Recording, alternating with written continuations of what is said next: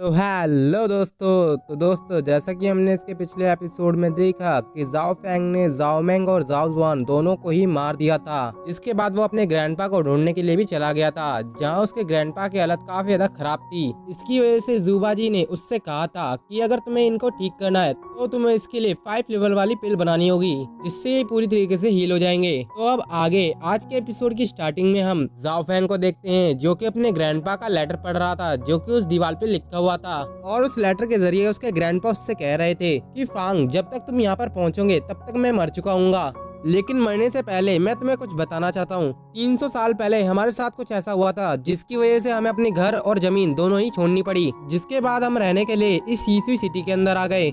लेकिन इन सब की शुरुआत भी 300 साल पहले ही हुई थी, जब हमारे एंसेस्टर्स हमारे साथ नहीं थे। तो सबकी उम्मीदें बस तुम्हारे फादर के ऊपर टिकी हुई थी, क्योंकि तुम्हारे फादर काफी ज्यादा ब्रिलियंट थे। लेकिन धोखे से यांगजोंग के फादर ने तुम्हारे फादर को मार डाला, और उसके बाद से ही हमारे यहाँ पर बुरे दिन स्टार्ट हो गए। उसने हमारी फैमिली पे इतने ज्यादा प्रेशर डाला, जिसकी वजह से हमें वहाँ से भागना ही पड़ा। उसने ये सब कुछ बस जाओ फैमिली को पूरी तरीके से हथियाने के लिए किया था। वहीं ये सब कुछ पढ़ के जाओ फेंग काफी ज्यादा उदास हो गया था। अभी उसके ग्रैंडपा की हालत खराब होने लगती है, जिसके बाद तो वो अपने ग्रैंडपा के पास जाता है, जहाँ वो उन्हें संभालते हुए कहता है कि ग्रैंडपा, आप चिंता मत कीजिए, मैं आपको इस तरीके से कभी भी नहीं मरने दूंगा। अभी तो आपको और भी जीना होगा। हम वापस से अपनी जाओ फैमिली के अंदर जाएंगे।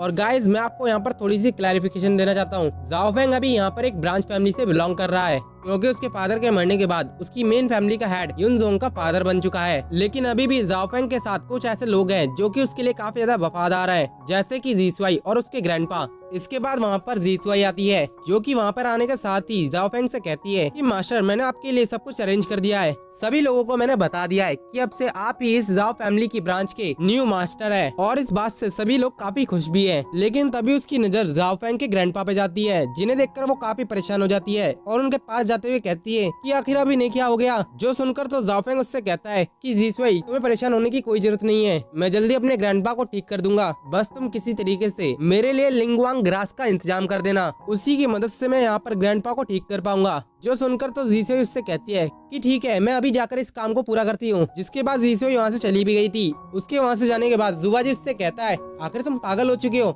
जिस ग्रास को यहाँ पर पालतू जानवरों को खिलाया जाता है, उससे तुम अपने ग्रैंडपा को ठीक करोगे? लेकिन जाओ फेंग के दिमाग में तो कुछ और ही प्लान था। वो उससे कहता है कि तुम बस देखते जाओ, मैं यहाँ पर क्या करने वाला हूँ। इसके साथ ही उसने वहाँ पर अपने डेस्कटॉप को भी खोल लिया था, जिसके बाद वो सोचने लगता है मुझे जल्द से जल्द अपने लेवल को यहाँ पर प्रमोट करवाना होगा, तभी जाकर मैं 5th लेवल वाली पिल को बना पाऊंगा। लेकिन मुझे पूरा यकीन भी नहीं है, क्या पता मुझे इसमें कई रातें और दिन बिताने पड़े। लेकिन अपने ग्रैंडपा को बचाने के लिए मैं कोई भी रिस्क उठाने को तैयार हूँ। तभी वहाँ पर जीसुआई भी आ गई थी, जो अपने साथ एक लिंगवांग ग्रास का टोकरा पूरा भर के लेकर आई थी। और फिर इसके बाद वो उससे पूछती है कि मास्टर, इतनी ग्रास आपके लिए काफी होंगी ना? जिस पर तो जाओ फेंग उससे कहता है कि हाँ, ये काफी है। इसके बाद उसने वहाँ पर अपनी फ्लेम्स को एक्टिवेट कर लिया था, जिसकी वजह से उस कढ़ाई के नीचे वहाँ पर आग लग जाती है। फिर इसके बाद वो एक ग्रास को वहाँ पर लेता है और उसको उस कढ़ाई के अंदर रिफाइन करने लगता है, जहाँ पर उसकी रिफाइनमेंट का तरीका काफी ज्यादा यूनिक था। जिसे देखकर तो जीसुआई भी वहाँ पर कहने लगी थी कि मास्टर ने तो कहा था कि वो यहाँ पर किसी तरीके से इनको रिफाइन करने वाले हैं, लेकिन उन्हें देखकर तो ऐसा लग रहा है कि वो जैसे यहाँ पर कुकिंग कर रहे हैं।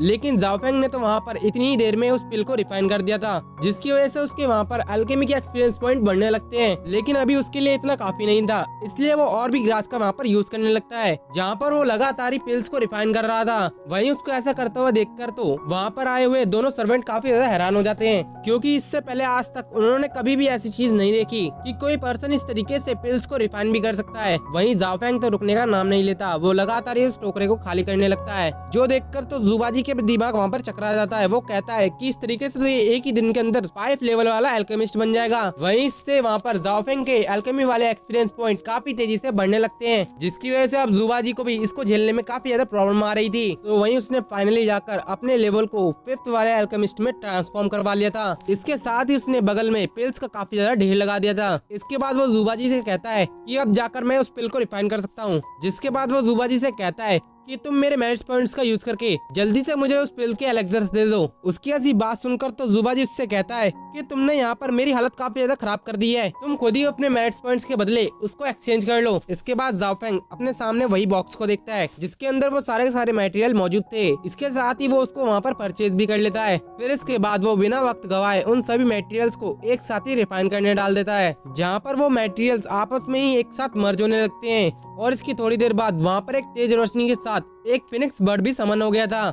इसके बाद वो फिनिक्स बर्ड पूरी तरीके से एक पिल के अंदर ट्रांसफॉर्म हो जाता है, जिस पिल को अपने हाथ में लेकर जाओ फेंग काफी खुश हो गया था। वहीं जुबाजी तो कहने लगता है कि लगता है ये तो एक मॉन्स्टर है, इसने एक दिन के अंदर इतना सब कुछ कैसे सीख लिया। इसके थोड़ी देर बाद हम जाओ फेंग के ग्रैंडपा को देखते हैं, जिन्हें अब होश आ चुका था, जहां वो घबराते हुए जाओ फेंग से कहते हैं कि जाओ फेंग आखिर तुम यहाँ पर क्या कर रहे हो। जाओ मेंग और जाओ जुआन दोनों ही आकर तुम्हारी यहाँ पर जान ले लेंगे, बेहतर होगा कि तुम यहाँ से भाग जाओ। उनको इस तरीके से पैनिक करता हुआ देखकर तो जाओ फेंग उनसे कहता है कि ग्रैंडपा आपको चिंता करने की कोई जरूरत नहीं है, मैंने उन दोनों को खत्म कर दिया है और अब से जाओ फैमिली की ब्रांच हमारे अंडर कंट्रोल में है। जाओ फेंग के ग्रैंडपा वहाँ पर काफी खुश हो गए थे। तभी जाओ फेंग के सामने फिर से एक न्यू डेस्कटॉप ओपन होती है, जहाँ पर जुबाजी उससे कहता है कि अब से तुम्हारी मेन स्टोरी का क्वेस्ट स्टार्ट हो चुका है। वहीं उसके मेन क्वेस्ट के अंदर उसे जाओ फैमिली के अंदर वापस जाना होगा, जहाँ पर उसे युन जोंग को पहले हराना होगा और इसके रिवॉर्ड के तौर पर उसकी कल्टीवेशन को 5 लेवल इंक्रीज कर दिया जाएगा। साथ ही साथ उसको एक ड्रैगन सूट भी दिया जाएगा। वहीं अभी जो तुमने पिल को रिफाइन किया उसकी वजह से तुम्हें यहाँ पर एक ड्रैगन स्वॉर्ड रिवॉर्ड के तौर पर दी जा रही है।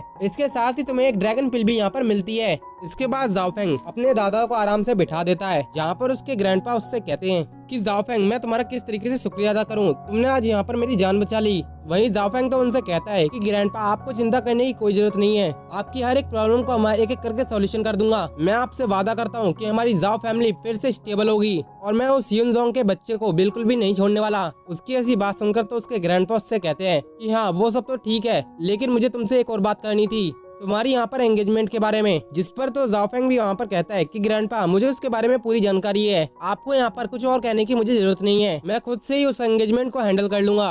अब मुझे यहाँ पर सारी बात पता है, इसमें कोई शक नहीं कि यानजोंग के बच्चे ने यहाँ पर सिटी लॉर्ड के साथ मिलकर जाओ मेंग और जाओ जुआन का फायदा उठाया और उनके जरिए मुझे और आपको मरवाने की कोशिश करी, लेकिन मैं इस बात को इतनी आसानी से नहीं छोड़ने वाला, मैं उन दोनों को ही काफी बुरी मौत दूंगा। इसके साथ ही उसने वहाँ पर अपनी ड्रैगन स्वॉर्ड को भी बाहर निकाल लिया था, जहाँ वो आगे की तरफ जाने लगता है, जिसे देखकर जाओ फेंग के ग्रैंडपा काफी डर जाते हैं और उससे कहते हैं कि जाओ फेंग तुम ऐसे नहीं जा सकते, अगर तुम अकेले उनसे फाइट करने जाओगे कि मुझे डर है कि तुम्हारा भी हाल कहीं तुम्हारे फादर जैसा ना हो। तो वहीं जाओ मेंग के मुँह से भी मैंने सुना था कि इस फैमिली के अंदर कोई ना कोई ऐसा पर्सन जरूर है जो कि सिटी लॉर्ड के यहाँ पर पूरी की पूरी जानकारी देता है, तुम यहाँ पर चाहकर भी कोई गलत कदम नहीं उठा सकते, नहीं तो इस बात की भनक उनको भी लग जाएगी। जो सुनकर तो जाओ फेंग उनसे कहता है कि ग्रैंडपा आपको डरने की कोई जरूरत नहीं है, क्योंकि वैसे भी तो मैंने सीतू फांग की यहाँ पर कल्टीवेशन डिस्ट्रॉय कर दी है, सिटी लॉर्ड तो वैसे ही मेरी जान के दुश्मन बने हुए हैं, मैं उनसे अब डर के बिल्कुल भी नहीं रह सकता। इसके साथ ही मुझे नहीं लगता कि वहाँ पर इतने ज्यादा पावरफुल लोग भी होंगे जो मेरा यहाँ पर सामना कर पाए, मैं आसानी से सिटी लॉर्ड और यानजोंग के मैटर को सॉल्व कर सकता हूँ,